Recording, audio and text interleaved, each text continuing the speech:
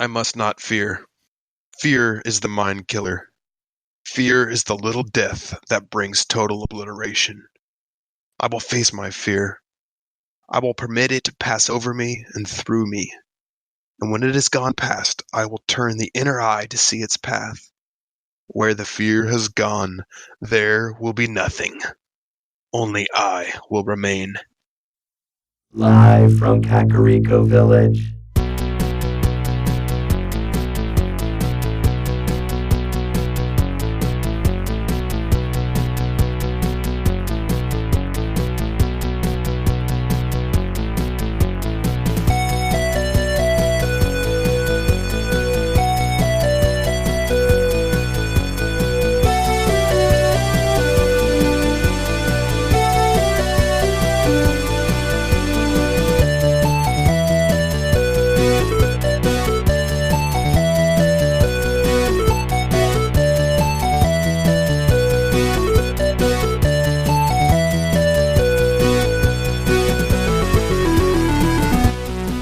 Broadcast throughout the Retroverse, transmitted to the real world via a maze of wires connecting a Super Nintendo to a Wii, to a Wi-Fi network, and finally to the Internet. The Techno Funk Boy presents the Retro Zoo Super Show.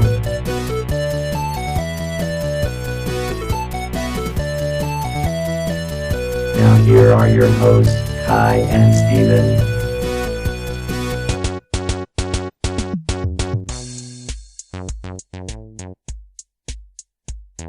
And with that, welcome to the Retro Zoo Super Show. I just had to let it sit in the air. I was going to say something afterwards. I was like, what do you say after that?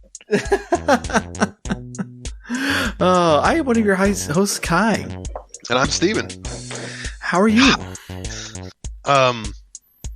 I'm not wanting to be afraid right now. I'd feel bad about... I'm feeling very confident. I feel like I just used the litany against fear.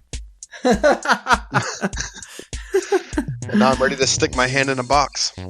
Yes. And we are, as always, joined by our producer, Drum. Drum, how are you doing today? Fear is the mind killer. Please don't do the whole thing. All right. Oh, he's on my wavelength, man. Drum and I, we see eye to eye about certain things.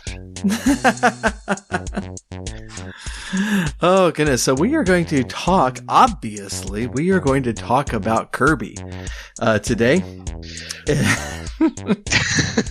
I got really afraid all of a sudden. You're like, wait, did I study the wrong thing? Yeah. Oh, goodness. So, in general, what have you been up to? Man, just been doing some perusing of the internet, you know? Fighting the urge to get enraged by Blizzard. But aside from that, I'm doing pretty good. How about you? Doing all right. I think I forgot to mention on the air. I know we mentioned on Twitter, but I got to guest host an episode of the Backlog Breakdown, bite-sized, and talked about RNG in old NES and SNES games, which was actually quite a lot of fun. No, I actually listened to that episode, and I really enjoyed it. I like how they squeezed you in there, and you gave a lot of really cool information in a very short amount of time, and you had some interaction with Drum. Yes, I know he tried to call you to say I was tradering away from the Retro Zoo. No, that was a lot of fun. So, there's a lot of topics like this that I'm really interested in.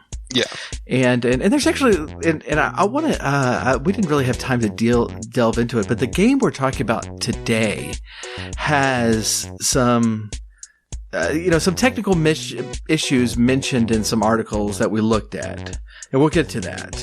But I kind of want to look at it to see, what exactly they're talking about, because it's very interesting to me being not a programmer at all, how programmers put little things in the game to solve a problem or make things more enjoyable. And that's what this episode is about, is how do you get a system that is incapable of doing stuff at random to seem like it does stuff at random. And so that was kind of the topic, and I had a lot of fun doing that. And I did this week, and the video is already up if for anybody who wants to go over to the Techno Funk Boy YouTube channel. But sometimes I do some video game music reaction videos to stuff that I have not heard before. And I did one on a soundtrack, the soundtrack for like the NES version of Pictionary. Whoa. And I found this like in an article about the best soundtracks for the NES. And I was like, Pictionary, come on. And it turned out to be just like smoking cool. And one of the viewers of the video suggested that I take a listen to Solstice and to do a reaction video of that. And I tell you what, this, I almost like, I don't want to explain what this thing does just because it might give it away. But, if you check out the video, I'll go into it. But essentially, like, it has like, at the beginning, it has kind of like these little trumpet fanfare things, very, very soft. And it's like, kind of like that. And it, the NES version of this, of course, this isn't like, actual trumpets or anything like that. Yeah, I'm hearing the MIDI in my head. All of a sudden, it explodes into this really intense, like, prog rock tune with just this incredible beat and bass line, and it just starts thrashing, and it was like I was sitting there listening to this fanfare going, why are you making me listen to this crap? And all of a sudden it just starts going, and it's like startling because it's a lot louder, it's a lot more intense, and it's so cool. I'm just thoroughly impressed that they managed to squeeze this stuff out of an NES. But that kind of made me happy doing that video, and I was kind of pumped about it. That's awesome. So I'm gonna make you and like our friend Jeff Adam, he was streaming earlier in the week, and he was just doing some character creation, and so I made him pull it up and listen to it. You can see his face on it too, like when the trumpets are going. He's like, "Yeah, okay, why are we listening to this?" And then it starts. He's like, "Whoa!"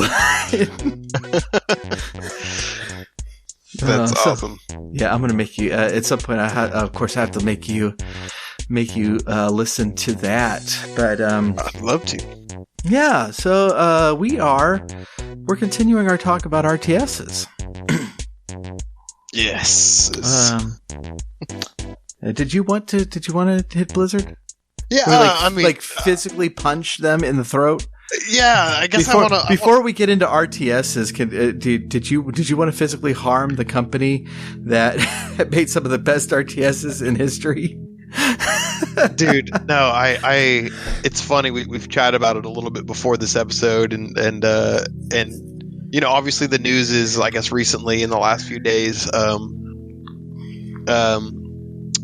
I guess it was Warcraft 3 Reforged. You're going to have to remember the news for this to be interesting to anyone. Well, like I've got this file I've got all these file cabinets open in my brain right now, and I'm just like moving around folders full of useless information, trying to remember what I read earlier. But I guess I've been reading it over the last few days, and just stories here and there. So basically, what happened? Here's the news, and this is, I plugged it at the very beginning, but and I was moaning about what I've been doing this week. But Blizzard recently released Warcraft 3 Reforged, which, if you're unfamiliar with the Reforged idea or the remastered idea. I guess Blizzard also released within the last year or so StarCraft, the original StarCraft remastered. And we might have talked about that a little bit. I think I might have mentioned it. I was excited. I actually ended up buying it a couple months after the release. Yeah, I had to bring up StarCraft. Every episode of this RTS series is slowly giving way to StarCraft, I feel like. And I feel like I'm just milking StarCraft. You've given this subject, the genre that I have most attached to. You've given it the time on the podcast, so it's like every one of these episodes will lay a foundation for the ultimate StarCraft review. Oh, and that reminds me, because I just so I have like a library app on my phone for audiobooks, and I anytime I want to listen to an audiobook, it's checked out already, and so I put my name on a waiting list. Well, I just saw today I got loaned the Timothy Zahn StarCraft novel. And so do you have to go? Is it a CD you pick up, or is it like? No, it's an app. It's whenever it's available, you can listen to it. Right. The library's only licensed a certain number of audiobooks that they can give out. So they can't just buy a book and then give it to everyone. They only have so many copies, even though they're digital. They're only licensed so many copies, and so they have to. You get on a waiting list, and so I just put on, and this is the Houston area library, and so I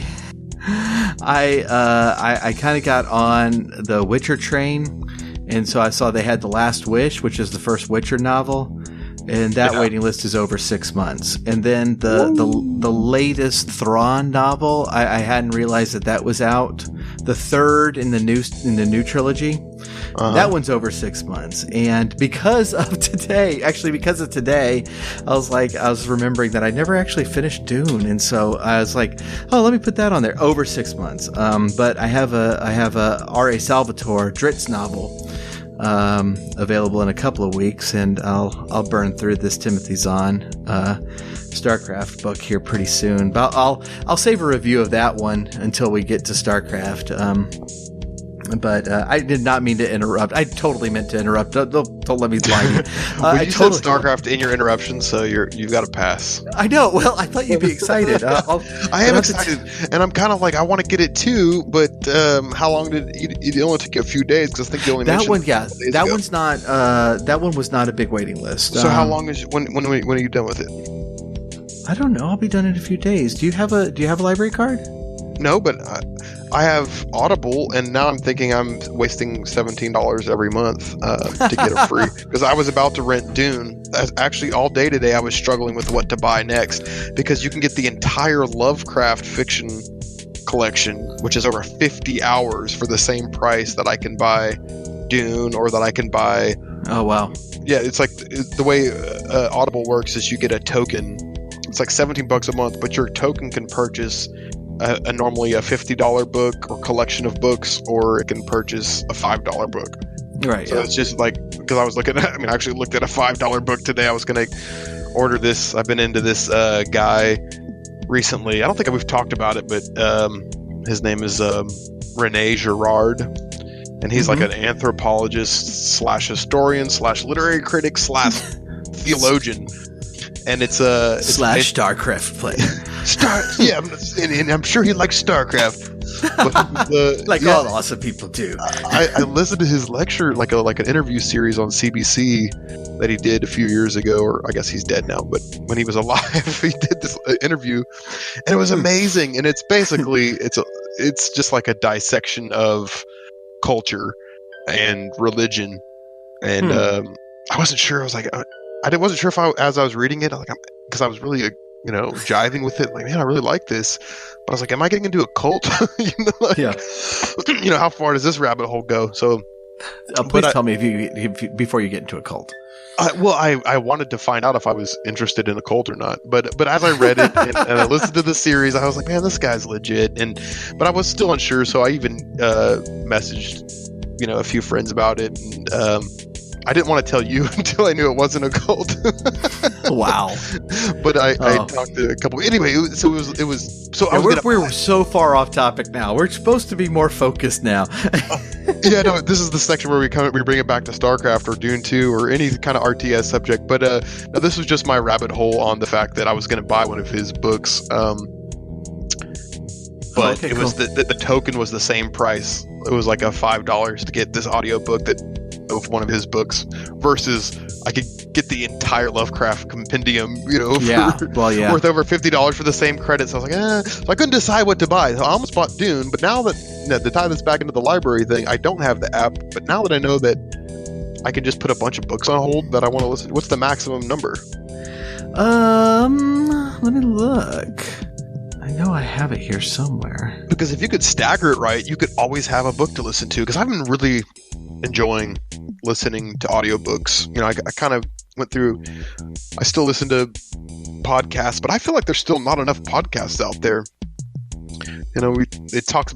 People talk about the market being oversaturated, but I'm like, man, the good podcasts that I listen to, and maybe I just need my listeners to give me more, hey, this is a really good, intriguing podcast. Because I listen to a few, I'm not going to name all the podcasts, this is a whole other discussion, but I listen to enough where please don't. We have a game to discuss. Well, this is just the follow-up from what I've been doing, because I guess I kind of sputtered out at the beginning. I was like, I don't know what I've been doing. I've been complaining about, when I haven't even talked about Blizzard, but anyway, no, I'm all over the map. That was kind of what I was trying to say at the beginning. Long story short, okay, so for our library, you can have up to 10 holds. This is very much a local library based thing. It's based on their catalog of audiobooks is based on their rules, and so check out your local libraries wherever cool resource, your listeners are.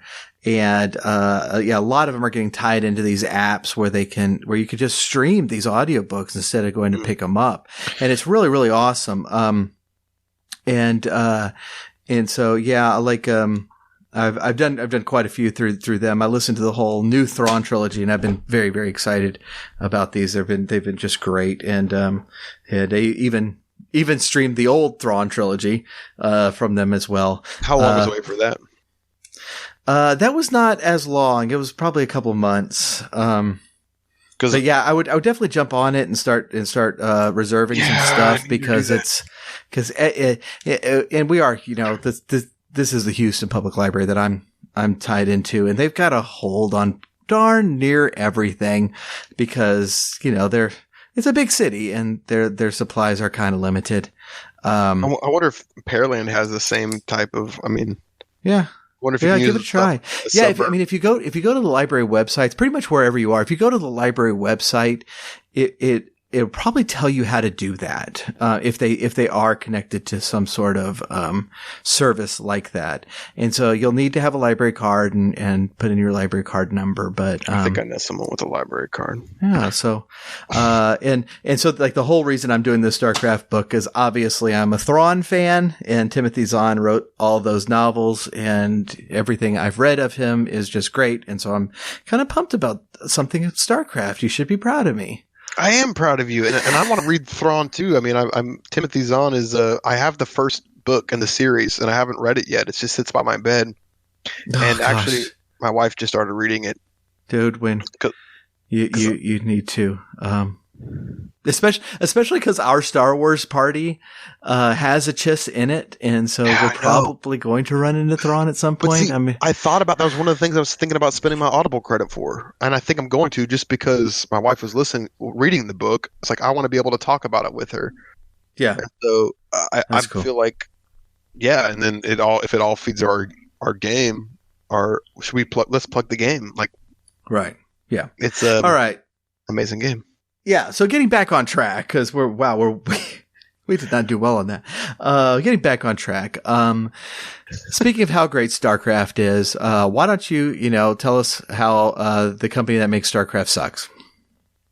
So I started a long time ago. This whole conversation, I derailed myself. No, but basically, Warcraft 3 Reforged was a StarCraft remaster, but it was for Warcraft 3. Apparently, Warcraft 3 is still being played I know StarCraft original one is as well, but not to the same level that I think Warcraft 3 was being played competitively, and there was still a large community online that played it. So the reforging of a game, it's for StarCraft, it was like a remastering. They basically just went in and changed all the skins, made it better, look better, and they did some new artwork. Like the cinematic artwork was a little bit different, and the portrait image that you have at the bottom bar of your screen when you're playing an RTS like that. Right. They updated all the graphics. Yeah, and my understanding was they took care that the timings would all still be exactly the same for StarCraft. Yeah, right. Yeah. I mean, I ended up buying it. It was great. I love it. That's all I play now when I play the original StarCraft, and it's still compatible with the original StarCraft. So somebody can be playing the free version of StarCraft because the StarCraft is also free. You don't have to have the remastered. There's a little bit more of a back channel way, I guess, to use Rave's terms, to get to the original StarCraft without the remaster, because the remaster is like $10 or something, which is just super cheap. But anyway, it's the same game. It's backwards and it's compatible with people who don't have the remastered version. You can play it on BattleNet. Blah blah blah blah blah. It was cool. Like nobody complained about it. There was no upheaval. Okay, but then a bunch of stuff happened after StarCraft Remastered that makes me think that if StarCraft Remastered would come out today, it would have got a horrible review. Because so I'm not. Let me just say, I don't have a dog in this fight in the sense that I don't have Warcraft 3 Reforged. I actually went online to buy it, but expecting a StarCraft remastered price of $10 or $15. When I got to the website, to Blizzard's, when I opened the app up or whatever on my computer, it was $30. Is the cheapest version. There's an even more expensive version, which you get some commemorative skins and portraits and whatnot, and I think Hearthstone card backs. But so I was like, oh, I'm not going to pay $30. I never really even played the original Warcraft 3. I played it a little bit when I was a kid, but I never got into it. I was into StarCraft at that point, StarCraft 2, and I think it was just too different, the adding of heroes and stuff. But anyway, so since StarCraft Remaster came out, since then we've had the BlizzCon hold the big upheaval about Diablo with you guys don't have phones statement. We have them banning esports players for mentioning political motives or affiliations or whatever. We had so much just so many bad things. Blizzard seems to keep making missteps, but I feel like it's gotten to a point where the fans are kind of dogpiling. So what they did is the fans, and I've read a couple articles. PC Gamer did an article, and somebody else, a few other people, but I think there was an article in Forbes too about it, where the fans bombarded Metacritic and gave it a 0.5 review, 0.5 out of 100. Oh wow, yeah, that's not good. The Warcraft 3 Reforged, but the thing is, as the article stated, look, that's a little bit crazy, and it's a little bit too much. We don't think the game is that bad, but this is the way that fans can get a response. This is the way they can get attention. Is, hey, look, you did something we're not liking, and we're mad about it, and here's how we're going to show it on Metacritic. Right. Yeah. So that was enough for Blizzard to issue an apology the other day, and basically they said, we're sorry you don't like this, and it wasn't the experience you were looking for, kind of stuff, and we're going to release patches and stuff. But basically, from what I've gleaned by looking into this little story, is that they actually produced Warcraft 3 with better graphics. They changed some things in the way things looked a little bit from cutscenes that they had provided earlier, so people were a little disappointed with that. They changed some of the nostalgic aspects of it, and I think modernized them, in an attempt to modernize. But they also did, I think, two big bad things. They were trying to tie in World of Warcraft, I believe. There was they had made some statements saying that they were going to try to streamline the whole Warcraft universe, and so they had to make some changes across the board in Warcraft 3 to fit into what they already have with World of Warcraft and the whole universe, which is actually rather large now and has a movie involved. It's just like it's a big universe and it's a big collection of stories. But so I think that was a mistake because I feel like they're trying to appease two different genres right off the bat. Like, okay, you're trying to appease Warcraft. I see they're trying to streamline their whole universe, but at the same time, like Warcraft 3 players and World of Warcraft players aren't necessarily the same people. Those are two totally different types of games. And so, but I still think that even after reading through all the complaints, none of them seemed, I mean, there was some things that were buggy, but it's like, hey, man, patches fix that. That's why we have patches. So, of course, it's not going to be 100%. And I think Blizzard has let go of the reins a little bit and waiting till their product is finished to produce it. That was like a big hallmark of that company that people loved Blizzard. Like they wouldn't put stuff out right before Christmas just to make the money, where other video game companies would and would fail miserably because they released an developed product where it could have been great and players realized this, but the product wasn't done. And so Blizzard was really good about that. But now since Blizzard has been acquired by Activision and it seems to be a different company altogether, I mean, lots of layoffs were made, like the whole where family aspect is gone. It's like they're about making money. They're about pleasing the shareholders. And I think that, as a natural progression, a sad progression in the life of this company, people railing against the machine isn't really accomplishing anything. I mean, yeah, you're letting Blizzard know maybe you need to tighten up your game and be a little more considerate. But at the same time, it's like some of these problems, I think with the Warcraft Reforged in particular, it's just like, are you sure not just piling on at this point? I mean, they did update the graphics, there were some I think one of the big complaints was that the client, when it was released, totally dismantled the Warcraft 3 players who were playing it without the Reforged version. So even if you hadn't purchased it, you lost your clan, you lost your account name, like it just changed a lot of things in the multiplayer aspect, which I think is what really made this tidal wave. So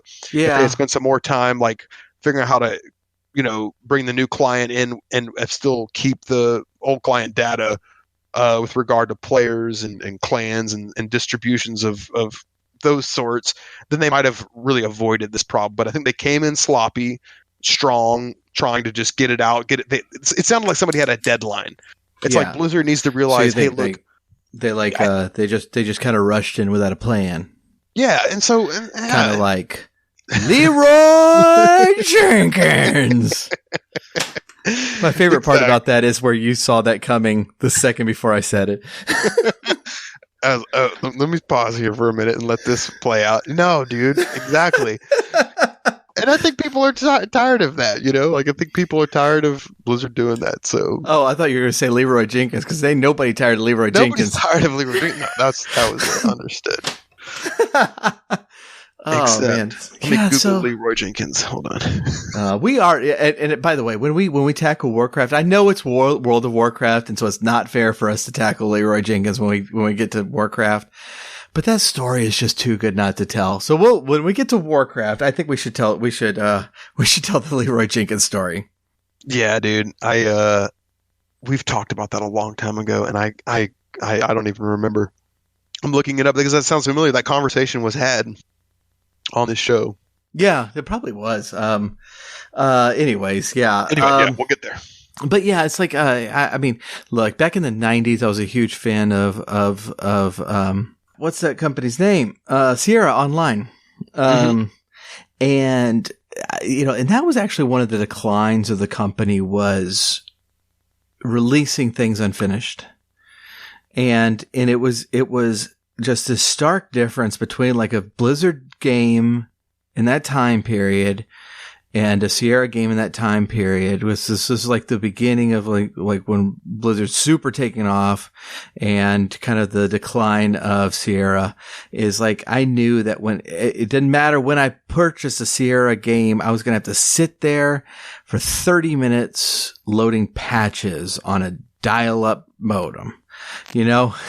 And it just every time because Sierra released unfinished games and most famously they released a game called Outpost, which I actually really, really loved. But when they released the game at Outpost, you could not beat the game. The end of the game was not in the game as packaged. And they patched it later. But they were trying to get it by the end of a quarter. And it's crap like that, it's like, it was really telling that, hey, this company's in decline. Yeah. So hopefully that does not happen with Blizzard. We can certainly understand some missteps along the way, but yeah, I think it's already happened. I think that they just need to. I don't think they even have to tighten it up too much. I think I think the players are just, the community is a little bit salty at this point just from all the stuff that they've done to the community. So hopefully it doesn't get worse. I think it's happened already, but I think it just. Hopefully they take a little more time next time and they'll realize that pays off in the end, I think. Yeah, for sure. So we are going to turn our attention. We are in a series on RTSs, and we're going to turn our attention to one of the most important real-time strategy games ever created. Pokemon Gold. Pokemon Gold. So the last couple of weeks, we've been focusing on Herzog Zwei, which was really the first real-time strategy game. And it was a lot of fun. It did not have the formula yet, but you could see the beginnings of it. What's really interesting about this game, and I think what surprised both of us, because neither one of us played this game before. Yeah. That should be the little, note to listeners. Your hosts have actually not ever played this game. I wasn't going to say that. I wasn't going to admit that. But yeah, this is a game that we are having. I know there are ways to, pirate all of these games. I do understand these, but I actually I can't find a way to buy this game. Which is kind of a shame. I think that's that's a shame. GOG? No. No. And they even remade the game a few years later. And I say a few years later, this is not recent. This was like in 98 when they remade it. And that version is not available. And so this is one we actually have not played, but in researching and watching gameplay of it, what I think surprised both of us was how quickly the formula for RTSs for the next decade was in place in this game. Dude, yes. And just to say real quick, I did find a link on. There is a download full version of the game that is totally untrustworthy. That I have no idea. Yeah, bro. Again, we're gonna bleep out the name of that. I don't look. It might be. Look. Look. You can pirate if you are someone who will pirate things. And granted, I told y'all last week I played Herzog Zwei, and I do not own that game. We can edit off this one, even though you didn't give the link out to everybody. You pirated it. Yeah, so you might not have actually pirated it. You might just be saying that in jest. Yes. Look, we all know how to emulate games, but I'm not going to send you to websites on how to do it. Especially because we do not know whether that website has a virus or not. But yeah, you can bleep out that. Okay. So yes, but you can download the game. It is possible. The internet is full of many secrets. Yes. Many wondrous secrets that. There's secret passages in this modern day library of whatever. I forgot that. Yeah. I don't know what you're talking about. Alexandria, this modern day library. Oh yeah. I lost the word. Yeah. Alexandria. Okay, yeah. So anyway. Well, yeah. So in 92 this game comes out, and what this is just a perfect storm of a company that had the rights to do something with a thing, trying to figure out what to do with it. Them actually reading the source material, which is amazing because I'm so used to these tie-in games that just like have no resemblance to anything and they're crappy. Yeah. But actually reading that and then at the same time, so like they were developing this game.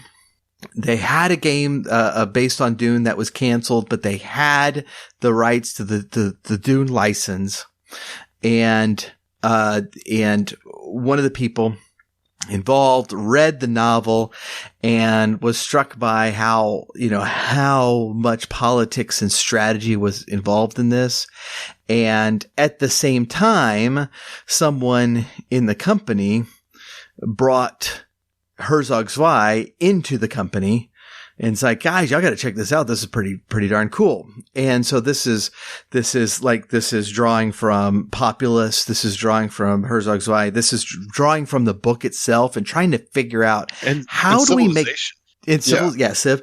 How do we make this book, which is so political, so strategic, into a video game, because it doesn't lend itself to, like an action platformer or something like that.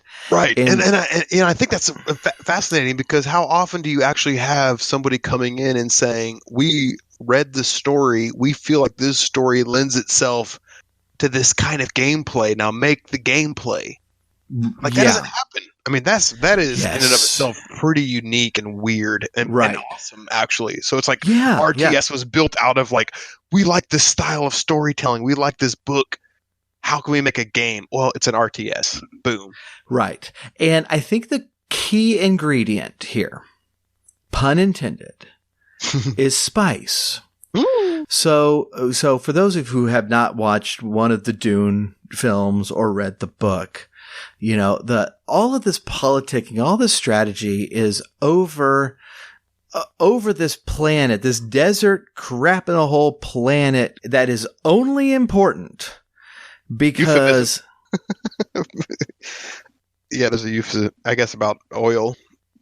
It's only important because of spice, and spice is what feeds the creatures that run the spaceships that can cause them to go faster than light.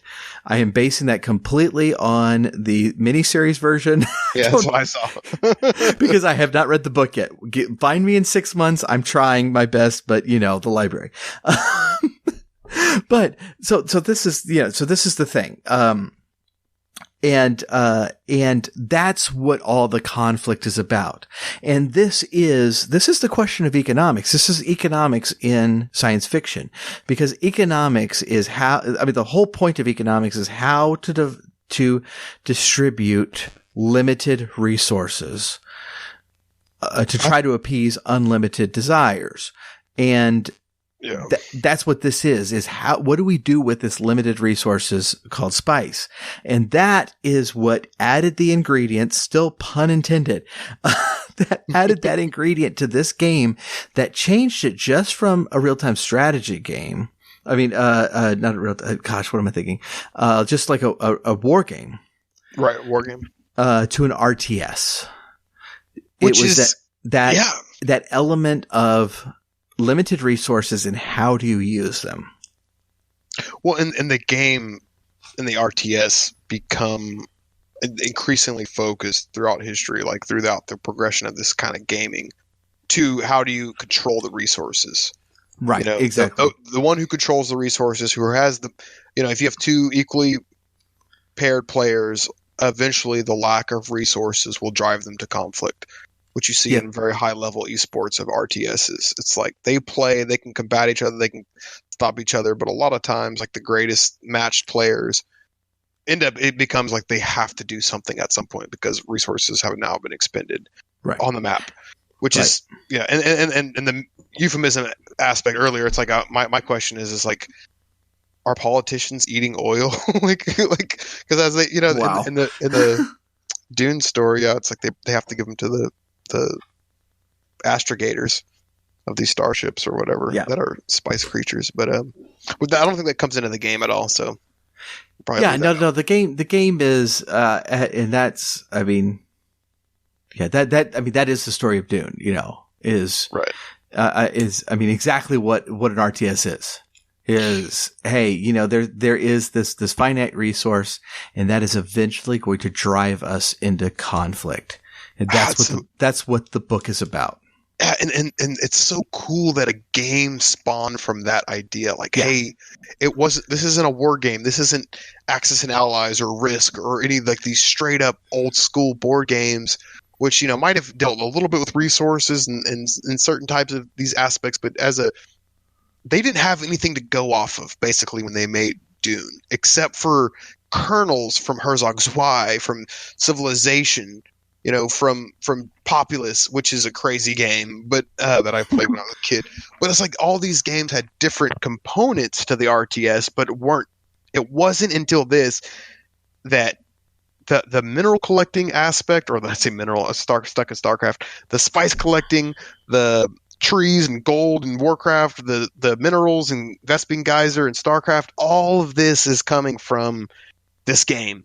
And it's crazy because as you and I were looking through the just the tech trees and whatnot and the gameplay of this game, as we were reading about it and discussing it, it's like we've both noticed a lot of these things still typify RTSs today. The Fog of War, absolutely. which was carried over from Herzog Zwei. You have the new aspect of collecting a limited resource. You have tech trees, which we see in StarCraft 2. Also an interesting thing is that the variances in the different races you can select, or the different houses you can select, is interesting because that doesn't really come into full fruition until StarCraft, when you have all three races separate and unique in their own different strategies. But in this, we're seeing that with each house has a particular unit that benefits them. That is a specialized unit, like a spellcasting unit or a special tank or a faster speeder. So the different houses had different advantages, which is a really cool thing. And so let's jump to a break real quick. And then when we get back, we're going to talk a little bit about the gameplay and its influence. And we'll be right back.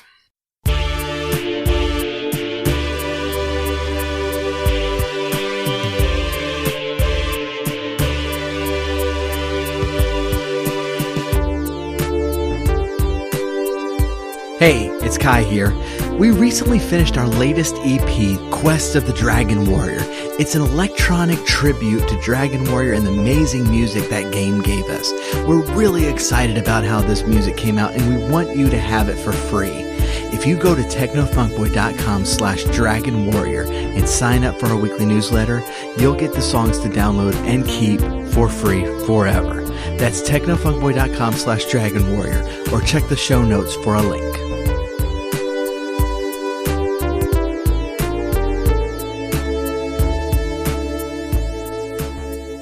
All right, we are back. So that was what you just mentioned before the break was something that absolutely fascinated me, because my introduction into RTSs was Warcraft, and the original Warcraft, and then I played Warcraft 2, and StarCraft expanding that, that two opposing forces that are essentially the same. Right. With some minor variations, but essentially the same, into three completely different species and styles was, just a huge leap forward. Right. I was surprised that Dune has three different houses. And they're certainly not as varied as StarCraft, not even close. They're very close to the same, just with some minor like but more variations than Warcraft. Yeah, yes. And that's one of the things that really surprised me. And like I was expecting, I was expecting this to be ushering in what would become the 90s and early 2000s RTS, but I didn't expect it to usher that in so completely that it really did set the formula for pretty much everything that came after for a very long time.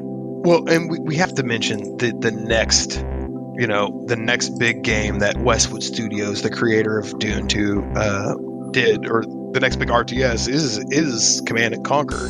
Yeah. Which only had two distinct factions in that case, and there was a difference in the unit structure. I can't remember. I was gonna look through the different unit structure, but I do remember there being in the original Command and Conquer variations between the unit's capabilities, and then in Red Alert, I think that was the expansion for Command and Conquer.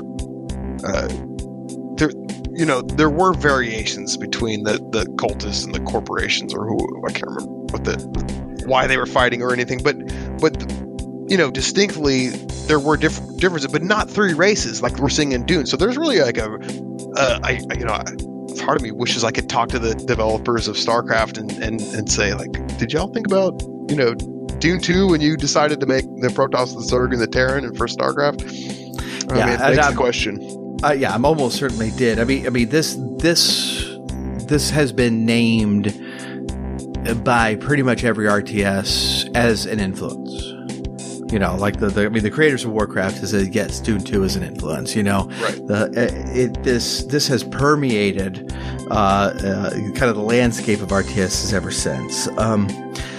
Very quickly, let's hit up the houses. Yes. House Atreides is if you've seen the movie, you read the book, Paul Atreides is the hero, the protagonist of the story. He's the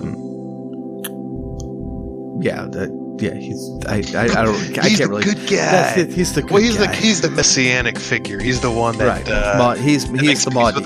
He's the Maudie. He makes friends with the Fremen. He basically pulls the whole world together, and in so doing, in this game, Dune 2, House Atreides is kind of like your middle of the ground. It doesn't have this amount of specialized units the other races do. It's more of like, this is the middle of the road kind of race. This in like StarCraft would be Terran. And then on the other opposite sides, you have extremes of that house, like a house that has cheaper units, or Ordos, or I don't know how, Ordos, House Ordos, and then House Harkonnen. Harkonnen. So Harkonnen has stronger units and heavier style gameplay. Their units are more expensive though, but you have these kind of the variations are weighed with Atreides being in the middle, kind of like, this is your campaign, this is how you're going to start, which makes sense because House Atreides is kind of the protagonist race. So you have generally you have the closest relationship to the one that you train with. I'm sure all the training missions and stuff are with Atreides and stuff like that. Yeah, and Harkonnen is kind of our villain in this game, just because they are they're not so much builders, they're takers. they're the warlike people. They are pervy warlike takers. Right. Yeah. House Ordos seems to me like they're just. I don't want to say they're middle of the road, because they're looking for greater security, but they're also very willing to blow up people in order to get it, which we don't necessarily support. But one thing I find absolutely fascinating about this, and this does not show up a lot in the RTSs that I've encountered, is that there are like one of the wikis called the third party units, like sandworms. And in the Sardaukar, I'm mispronouncing that, but they're from the Emperor's house. They're not even a playable house, but they show up. The sandworms are super cool because they get attracted by moving units, and they just pop up and like eat your crap. Like they just take out a tank. And it's really interesting the way this mechanic works. That and if you know the story, Arrakis is not a hospitable world. And so it makes sense that, like the environment plays a role in this game. Yes. Well, I mean, it's the playing board which all the houses are fighting each other, and so there's this variable of chance or fate, that is in the stories which regards to the worm. But I guess actually, I don't want to bring the story too much into it, but I guess actually ultimately, House Atreides, through Paul, is able to conquer the worm and ride it to victory. But in the story, I think in this RTS, spoilers. Don't read the book now. Yeah. But in this game, yeah, it's more of like, hey, this giant sandworm can kill all your armies or anybody's armies that's in the way. And so, which is, I was thinking, we were talking about this a little bit before. It's kind of cool idea that most RTSs don't employ, and I guess it would make it harder to play. It's a randomizer factor, like you were talking about randomizers in the backlog podcast, and it's a randomizer, right? Like this would be like a randomizer in an RTS. Like you don't know when this not that you had planned for it, but yeah, you don't know when this worm's going to come, and so that's a cool aspect of. Yeah, I feel like that isn't really repeated. Right. I mean, normally in these games, the environment is just the backdrop, right? And it only plays a role as in like, hey, where's the wood? Where are the mines? Right, or where's the ramp to get into this base or that base? Yeah. Right. Yeah. And so more map construction and not map involvement. Right. Yes. And so, like, you play Warcraft or something, and like you get to a snow map, and this does not actually affect anything, which it should. Right. I mean, it should. Right. And so this is an element that I think is super cool and a really neat idea. But otherwise, our elements of an RTS are all here. You start off with your base or a certain number of buildings and a certain number of people, and yeah. Well, it's mouse-operated units and buildings, a world map from which the next mission is chosen, resource gathering to fund unit construction, symbol-based, and unit construction, building construction, dependencies on the technology tree, mobile units that can be deployed as buildings, which is actually unique to Command and Conquer. They carried that idea forward. I think the mobile units that can be deployed as buildings, and then different sides or factions, that is houses in this, which each with unique unit types. So, and the destruction of the enemy as a goal. I think those are the characteristics of an RTS. Right. Yeah. And our buildings are not simply, not even all just for defense or whatever. Is you have a construction yard because you got to build things, and you have barracks because you have to house your people. But there are factories and research facilities and repair facilities, and there are a lot of buildings that you can actually make. And these places provide you with certain advantages, at a certain cost. And so this is where you're. Like with all RTSs, what are you going to use your limited resources to do? So can I interject here with the units again? We touched on this a little bit earlier. Okay, but I found a really good summary on Fandom about the units, and this is super striking of StarCraft, because I can tell you exactly which race is which in Dune II and StarCraft. So House Harkonnen relies on heavy, powerful, but expensive units. That's the Protoss in StarCraft. While House Atreides is more middle of the road side with access to good specialized units, such as the Sonic Tank. Okay, StarCraft has the Terrans, which is middle of the road with access to good specialized units, such as the Siege Tank. And then House Ordos tends to prioritize speed over strength and have a mix of technology from both houses. So speed over strength is the Zerg. So you have actually, here is the blueprints for StarCraft right here in this little unit's description. That's super cool. Yeah, it's really cool. Yeah. Historically speaking, it's like, man, you know what? Everybody that thinks that, I don't know. It's just it's cool to trace back the lineage of a game through other great games. Yeah, that's impressive.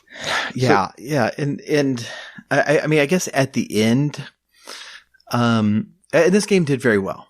I think it sold 250,000 units, which in 93 is a lot. Yeah. You know, and or late 92 into 93. That's a lot. It's good sales. It reviewed very well. Its more lasting impact is really popularizing the RTS, kind of, you know, setting the format, this is the way this is going to be in the future, and kind of setting the formula down for future games to follow, and being an influence on pretty much everything that came afterwards. I mean, between Command and Conquer into the Blizzard games of Warcraft, StarCraft, all of these developers cite this as a major influence.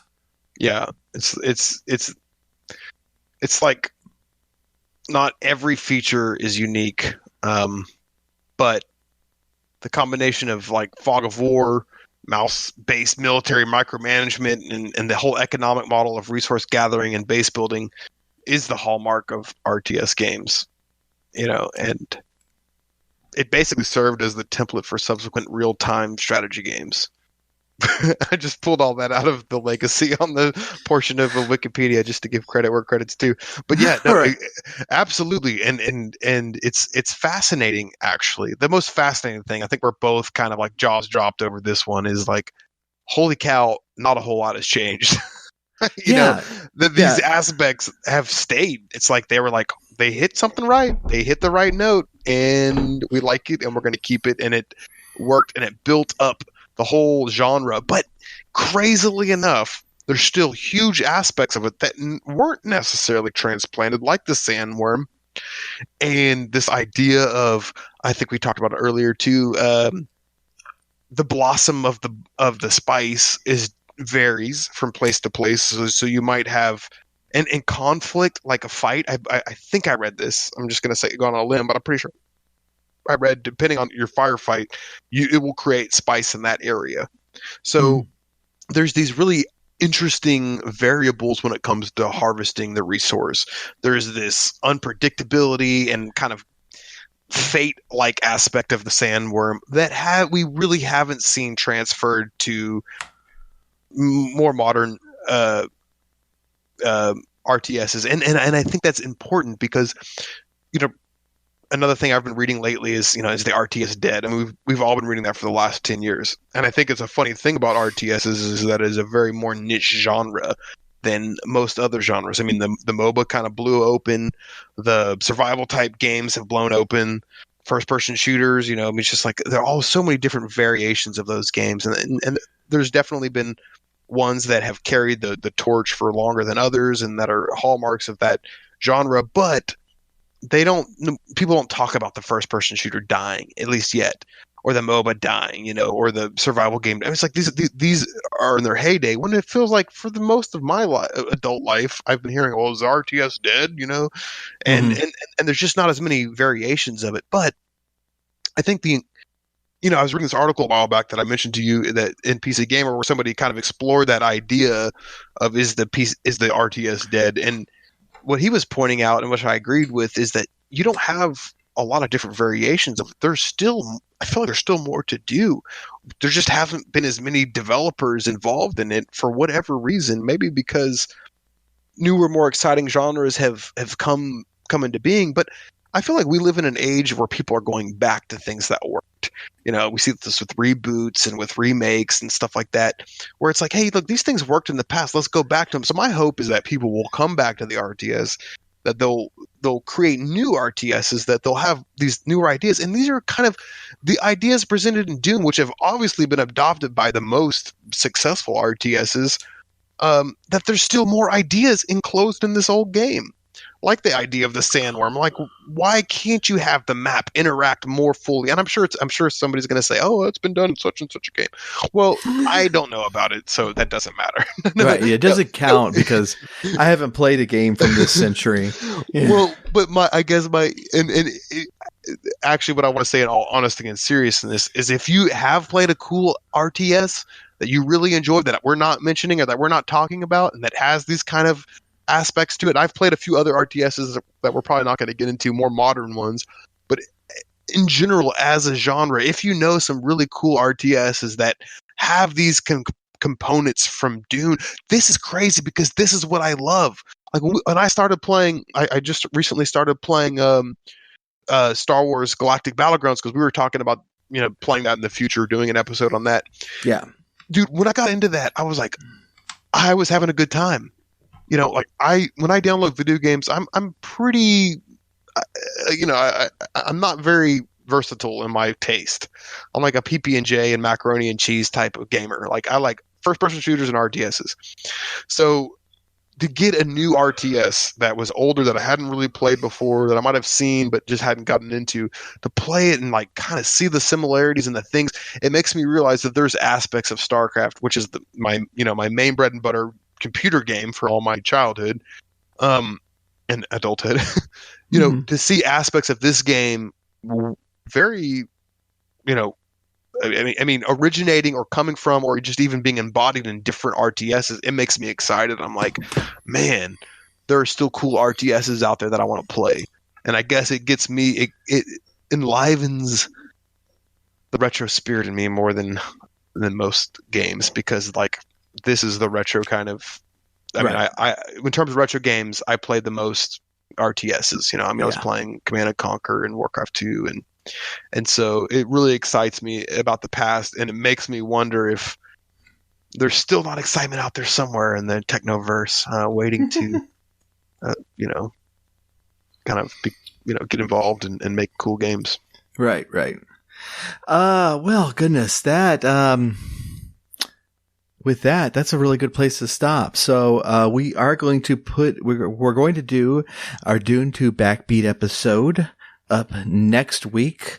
And there is one aspect of the game that I want to talk about, which I think is the most important, aspect of this RTS in particular, that was upgraded over Herzog Zwei, that would dictate how RTSs would be made and played in the future. And we are going to tackle that in our Backbeat episode, as well as we talked about, I wanted to bring up the AI on this game, but we ran out of time, so we'll throw that in the Backbeat as well. And I ranted too much. I know, it's all your fault.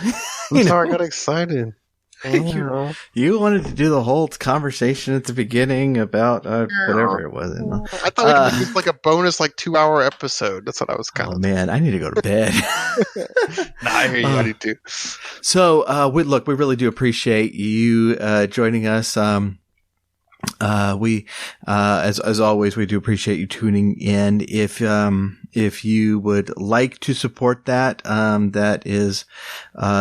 that is something that, we, much like playing RTSs, we also find that very enjoyable. And you can do that at patreon.com/technofunkboy. We do try to put up, as many bonuses for our patrons as possible, as including a bunch of original music covers that you can't that they get to download, as well as our bloopery episodes, which is much more focused on music, and they are a lot of fun. So, if you are able to support us that way, please do check out patreon.com/technofunkboy. As a reminder, our goal for this year is to get to a point with our Patreon page where we're no longer losing money because of the podcast, which is something that we would continue to do. We like this enough that we would continue to do this, but we don't want to. but maybe our desperation has gotten to a certain level, like where if somebody does sign up for Patreon for the, whatever tier you deem like good, like we can rant about them for a few minutes. We can maybe do like a little tribute or homage to you. So, I mean, at least I might. Yeah, I mean, I'll tell you, it's like I wasn't planning on doing this, but just on a whim, we sent all of our patrons a free autograph copy of the Hallowing of Ground. Yes, and that was a lot of fun that we were able to do. And yes. And so there's a lot of this like spur of the moment, like hey, this is a cool song. Let's give it to patrons type stuff over there. And so, exactly. Please, it's worth it, please basically. If you're not in a position that you can support us that way right now, I totally get it. And we have no problem with you still hanging around. In fact, we want you to continue hanging around. You can still help us by telling a friend, posting, this episode on social media. If you're in a group of people who just really enjoy games or RTSs in particular, and it's like, hey, this is a fun episode about Dune II, that y'all need to check out. Please do that. Give us a review on iTunes, or Apple Podcasts as they're called now. I keep forgetting that. That helps us out a lot as well. And so, we would really, really appreciate it if you did that. All right. Well, again, we appreciate it, and we will catch you next time. Catch you next time. I just said that.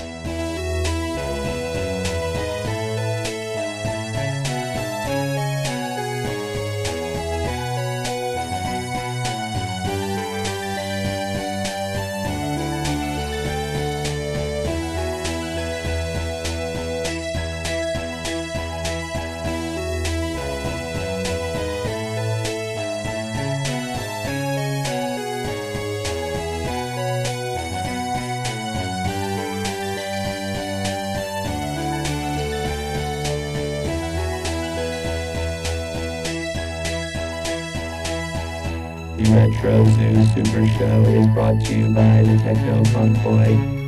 Follow us on Twitter at Techno Funk Boy, on Facebook at the Techno Funk Boy, and sign up for our email list at technofunkboy.com. Also look for us on Spotify, iTunes, and Amazon for music. If you are so inclined, please leave us a 5-star rating and review on your favorite podcast catcher. If you are not so inclined, you are obviously some sort of villain trying to conquer the world. Unowned music and gameplay clips are used for educational and critical purposes. Thank you for listening. Keep gaming. And once you have responsibilities that need to be done at this time, then you can game later.